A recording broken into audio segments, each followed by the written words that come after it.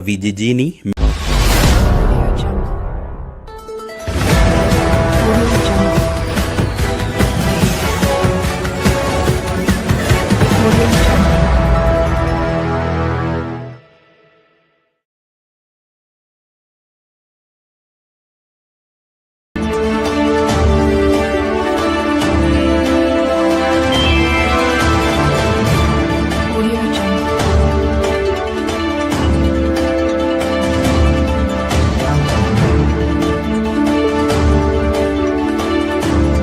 Sound Kericho Live News.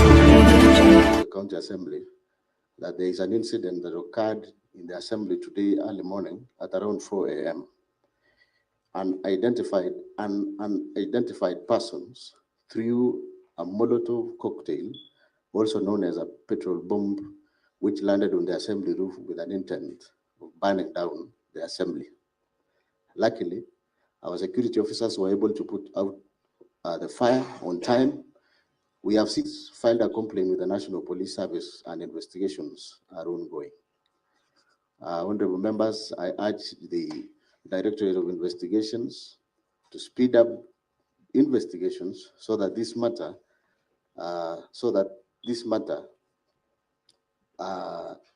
arsonists are apprehended. Honorable members, I wish to condemn this act with the strongest terms possible. The County Assembly is an independent institution as per the Constitution, and nobody should interfere with its role. It is important to note that there is need for the leaders to be held accountable for their actions and respect independence of constitutional bodies, including this County Assembly. Honorable members, I have the second communication relates to the procedure for conduct of the business under order number 8. And you have your order papers, and I wish to convey it as follows. On the procedure for conduct of today's sitting, and as such, the following sequence will be observed. Number 1, upon being satisfied to the compliance by the provisions of Standing Order number 73, the mover of today's motion, Honorable Kiprotich Rogony, will take the floor to move his motion and make the necessary contributions and or debate on his motion. Number 2, thereafter, the mover of the motion will call a seconder to second his motion. The seconder may second and may make his or her contribution to the motion. Number 3, honorable members, I will then propose the question in terms of the motion in line with the provisions of Standing Order number 65(1). But instead of immediately opening the floor of the honorable members to make their debate, I will invite His Excellency, the Governor, either by honorable members, the provision of Standing Order number 75 provides that when the order of the motion is read, the Speaker shall refuse to allow the member to move the motion unless the Speaker is satisfied that 1, the motion shall specify the grounds and particulars upon which the proposed motion is made. 2, the proposed motion is signed by the member. And 3, the member is supported by at least a third of all members of the Assembly to move the motion. To this end, honorable members, I have with me the motion as approved by the Office of Clerk and my office. I can confirm that the same was scheduled by the House Business Committee, and this sitting is properly convened as per Gazette Notice number 11100, dated 7th August 2025. Honorable members, I am therefore persuaded that the attached list is duly prepared and the signatures contained therein exceed the provided 1/3 threshold. Consequently, I therefore direct the mover of the motion, the Honorable Kiprotich Rogony, to take the floor and move the motion. Please note the Honorable order, Honorable Rogony. The mover to read the motion in verbatim, as well as you shall be making your contribution at the same time. I hope you are okay and well guided. Then you can proceed.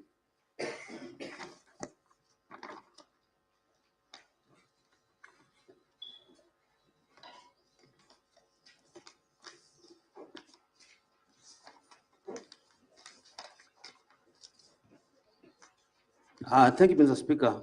Mr. Speaker, I'm guided by your directive. Mr. Speaker, I rise to move a motion being the proposed removal from office of the governor for Kericho County, Honorable Dr. Erick Mutai, by impeachment. Honorable Speaker, I beg, with the support of the members of the County Assembly of Kericho, that is the County Assembly, whose names, signatures I have annexed here too as Annexure 1, to move the motion for impeachment of His Excellency Honorable Erick Mutai, the Governor of Kericho County, for order, Honorable just as a reminder, because of the magnitude of the weight of this matter, I'm being reminded by the Honorable Leader of Majority that members, if you don't have a hard copy, you can of course access the motion via the usual application that we normally use. I'm told it has already been forwarded to honorable members. So please keenly follow from that platform. Sorry, Honorable Rohan, you can now continue. Speaker, thank you, Mr. Speaker, for the communication. Let me begin. Honorable Speaker, sir, I beg, with the support of the members of the County Assembly of Kericho, the County Assembly, whose names and signatures I have annexed here too as Annexure 1, to move the motion for the impeachment of His Excellency. Yes, sir, Honorable Paul B. Is a point of information or point of order? Order, Honorable. The chair is on the mic. Order, Honorable Paul B. A point of information or point of order? Seems you are not sure. Continue, proceed, the Honorable. Point of order, as you, Honorable members. I don't want to, because you know His Excellency the Governor is here, and our legal experts. You know what the standing orders are saying. I don't want to remind you. If it is point of information, unless that member wants to be informed. Secondly, if it's point of order, let me just remind you, because we are starting the debate, is you quote the standing order on. Let us follow those rules. Honorable members, refer to your standing orders kindly, please, as we give to Honorable Keprotich to proceed. Honorable Keprotich. Mr. Speaker, and I'll request, so that you protect me from unnecessary interruptions, the member doesn't even know the standing order number under which he is raising the point of order. Mr. Speaker, I beg, with the support of the members of the County Assembly of Kericho, that is the County Assembly, whose names and signatures I have annexed here too as Annexure 1, to move the motion for the impeachment of His Excellency Honorable Erick Mutai, the Governor of Kericho, for number 1, Roman number 1, a gross violation of the Constitution of Kenya; Roman number 2, gross violation of various national and county laws; Roman number 3, serious reasons for believing that the governor has committed crimes under the national law; Roman number 4, abuse of office; and Roman number 5, gross misconduct. The specific grounds of the motion are organized thematically as Roman number 1 outlined below, and Roman number 2 elaborated in the ensuing pages of this motion. Mr. Speaker, sir, the evidence in support of the motion is set out in Roman number 1, my affidavit in support of this motion, duly sworn on 5th August 2025. Roman number 2, the exhibits annexed to my affidavit in support of the motion. Roman number 3, the witness statements and affidavits to be presented at the hearing of this motion. Further, the affidavit presented herewith verifies the accuracy and reliability of the exhibits to the motion. Mr. Speaker, sir, whereas number 1, Article 2 of the Constitution of Kenya 2010, herein after the Constitution restates the supremacy of the Constitution as the supreme law of the Republic and binds persons and state organs at both levels of government. And number 2, Article 10 of the Constitution, Section 3 and 16 of the Leadership and Integrity Act 2012, and Sections 9, 10, and 12 of the Public Officer Ethics Act 2003 establish, among others, the rule of law, democracy, human dignity, courtesy, respect, social justice, inclusiveness, equality, human rights, probity, professionalism, non-discrimination, protection of the marginalized, good governance, transparency, and accountability as part of the national values and principles of governance. Number 3, Article 10, 73, and 75 of the Constitution require the state officers at all times, whether in public or private life, to behave in a manner that, inter alia, Roman number 1, brings honor to the nation and dignity of the office that a state officer holds. Roman number 2, portrays selfless service based solely on the public interest, demonstrated by honesty in execution of public duties and declaration of any personal interest that may conflict with the public interest. Roman number 3, ensures decisions made by the state officer are not influenced by nepotism, favorism, and improper motives, demonstrates discipline and commitment in service to the people. And lastly, Roman number 4, avoid demeaning the office that the state officer holds. Number 4, by dint of Section 11 of the Leadership and Integrity Act 2012, enjoins the governor as a state officer to treat members of the public and other public officer with courtesy and respect. And further, by dint of Section 34 of the Leadership and Integrity Act 2012, the governor, being a state officer, is precluded from bullying any person by engaging in a behavior that is vindictive, cruel, malicious, humiliating, and is intended to undermine a person. Number 5, Article 73(2) D and E of the Constitution provides for accountability of a state officer to the public for all decisions made in exercise of the powers of the office they hold, and that accountability is a critical principle of leadership and integrity. Number 6, Article 10, 232, 235, and 236 of the Constitution, and Sections 59, 59A, 60, 62, 63, 64, and 65 of the County Governments Act 2012 provides for the values and principles of public service and establish an elaborate framework for the establishment of county public officers and the recruitment, employment, and dismissal of county public officers. Number 7, Article 179(4) of the Constitution reaffirms the governor's position as the chief executive of the county. Hence, the Constitution and the law vests primary responsibility for decision-making and ensuring the well-being of the county on the governor. This is a strong expression of the county governor's commitment and expression to provide effective leadership, strategic vision, and direction to the county in ensuring efficient and prudent use of public resources.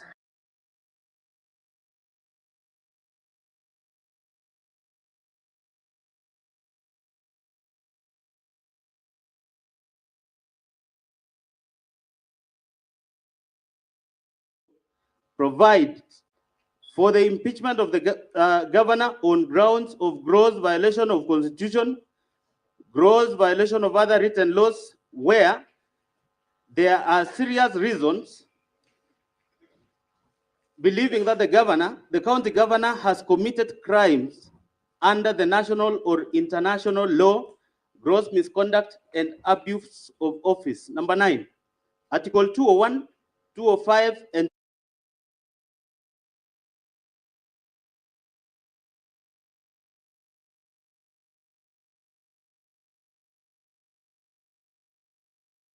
In particular, Article 207 established the County Revenue Fund and clearly stipulates that the money shall not be withdrawn from the Revenue Fund unless the Controller of Budget has approved. Number 10, Section 33 of the County Governments Act obligates the governor to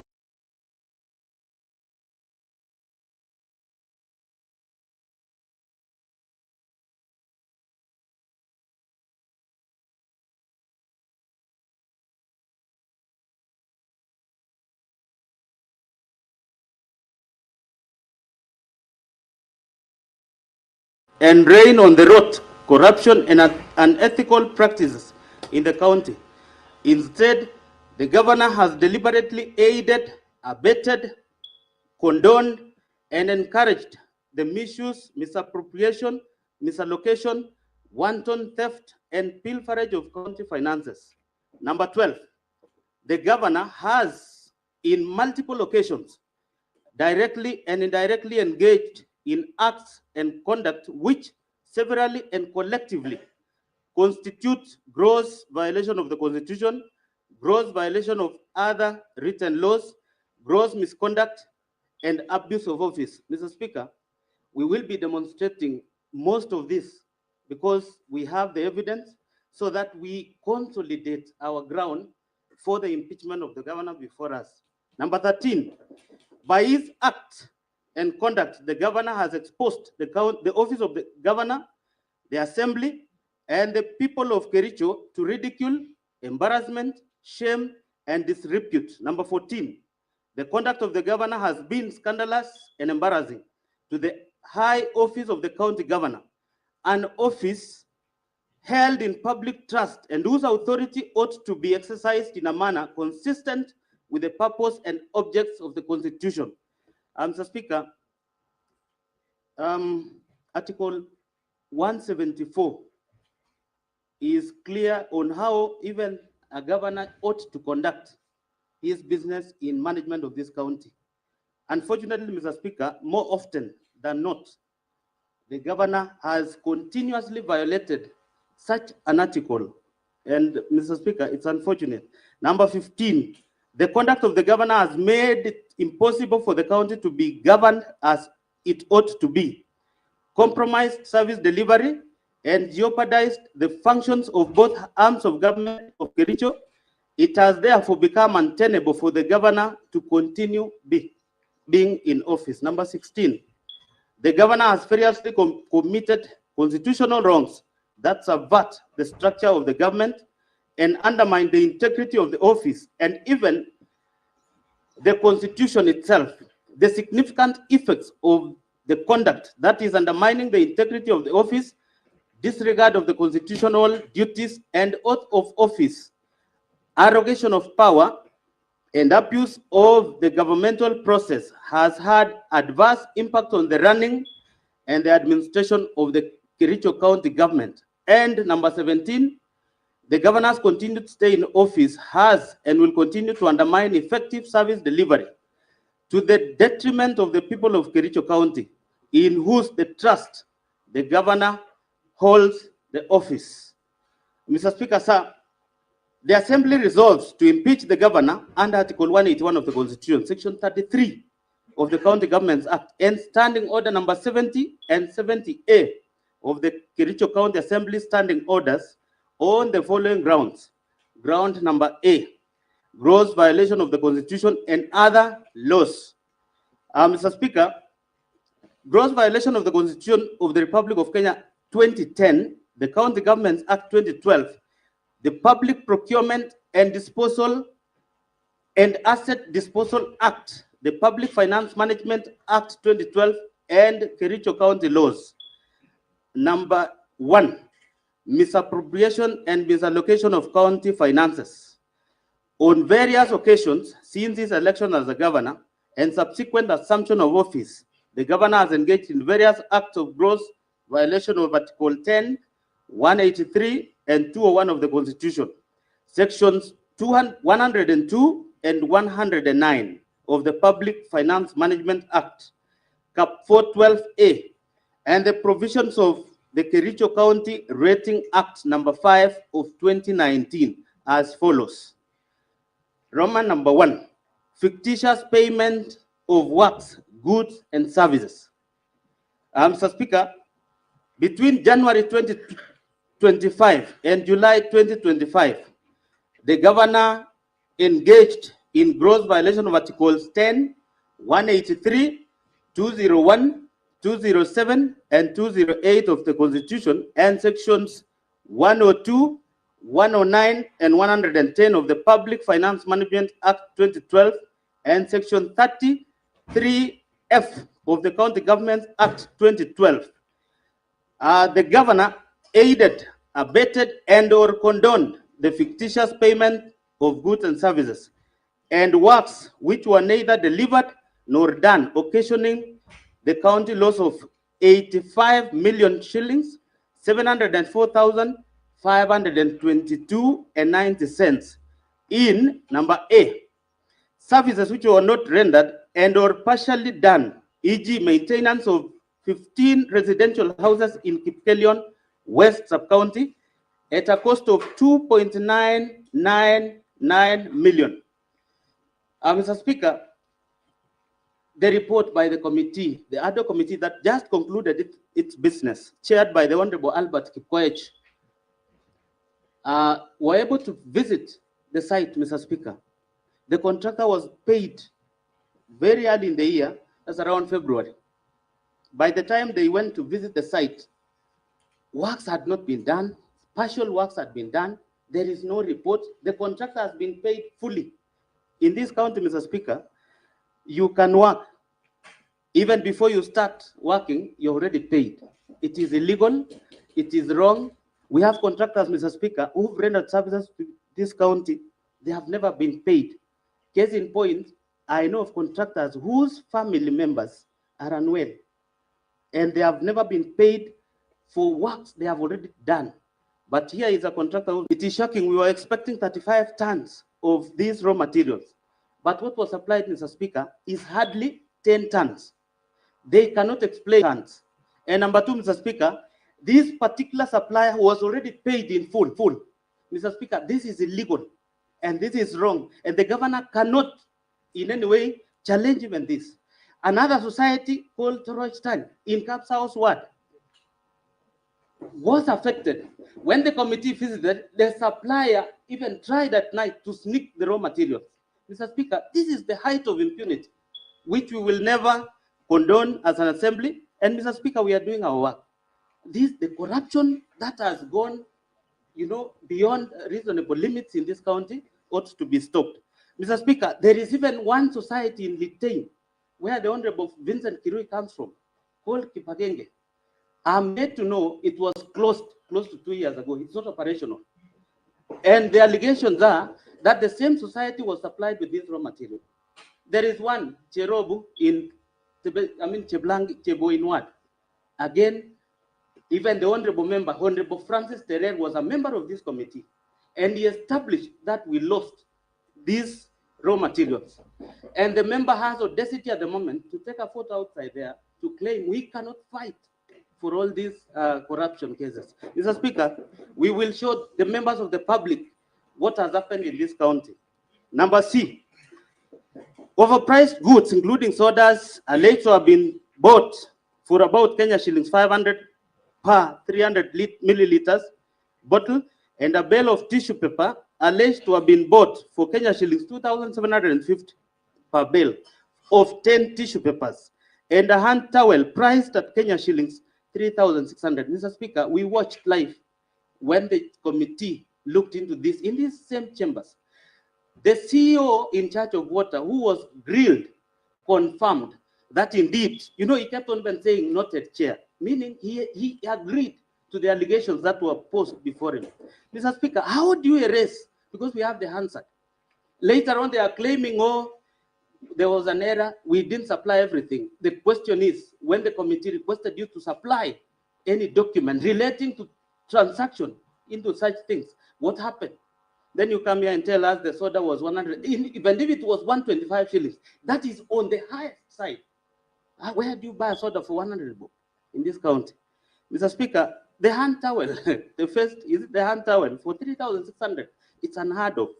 Number D, works, goods, and services alleged to have been procured for Kenya shillings 5,172,715 and 60 cents from companies including Mengro Products Limited, Hildama Construction and Supplies Limited, Brissac Construction and Supplies Limited, Prospera Ventures Limited, and IBM Pro Construction Limited, without any supporting documents. Mr. Speaker, initially, the committee was investigating 80 million shillings that were lost.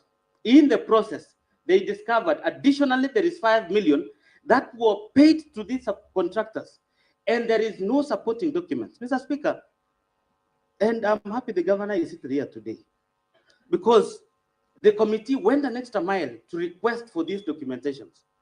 There is not a single supporting document. And Mr. Speaker, this is illegal because you paid for something that was never supplied or done. Mr. Speaker, losing 5 million shillings, this can build or can do a water project that will benefit more than 500 households. And we cannot, as a county, Mr. Speaker, allow this to happen. And that is why we are saying, Mr. Speaker, this time round, Your Excellency, without ill will, this one, you must answer to the charges, because at this point in time, we want to fight for the people of Kericho. Number E, payment of contractors from the retention account for the works done more than 5 years ago, some of which companies had already been paid, and therefore misappropriating county funds through double payments. Mr. Speaker, if indeed the committee, through its report, was able to uncover this, how on earth will you pay for a company that had already been paid the retention?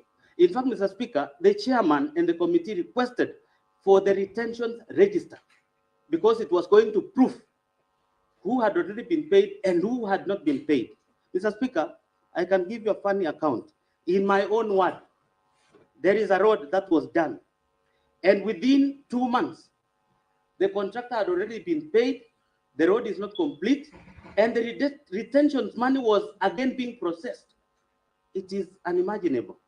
Mr. Speaker, we will definitely prove so that we know who to hold. Even before we go to that officer, first of all, the governor is the chief executive of this county. And where there is a mess, we begin with the head, which is the chief executive. Number 2, some of the goods and services, works were procured without following procurement processes. No tender opening committees were formed contrary to Section 78 of the Public Procurement and Asset Disposal Act, number 2015, as read together with Regulations 25 of the Public Procurement and Asset Disposal Regulations 2020. Similarly, there were no professional opinion done on the accounting officers, contrary to Section 84 of the Public Procurement and Asset Disposal Act 2015. In this case, Mr. Speaker, there was a funny scenario where a contractor was awarded works, and within 3 days, even without a professional opinion being given, the contractor had already been given an award letter, even an LSO. There was one which even made me to laugh, Mr. Speaker, where Honorable Hezron was questioning the CEO for water, where an award letter was given later when LSO had already been given out. Which one comes first? Because you produce an LSO once you have an award letter. But then award letter was given 3 weeks later. But then the LSO had already been printed. These are the many irregularities we have in this county. Number 3, there was deliberate circumvention of competitive tendering of some goods, services, and works by splitting contracts to suit the request for quotation method, thus violating Section 54 of the Public Procurement and Asset Disposal Act 2015, as read together with Regulation 43 of the Public Procurement and Asset Disposal Regulations 2020. And this was very clear during the interrogation of the CEOs who appeared before the ad hoc committee on fictitious payments. Number 4, most of the goods, services, works were procured outside the approved budget as required under Section 44(2)(a) of the Public Procurement and Disposal Act 2015. Number 5, the documents used by the departments were not clear and did not bear references to the procurement requirements. Provision of the dates, especially invoices, generated and signatures of the respective officers. There was therefore blatant violation of the provision of Regulation 68 of the Public Procurement and Asset Disposal Regulations 2020. Number 6, no market survey was conducted as required under Regulation 43 of the Public Procurement and Asset Disposal Regulations 2020. The contractors therefore supplied goods with exorbitant prices contrary to Section 54(2) of the Public Procurement and Asset Disposal Act.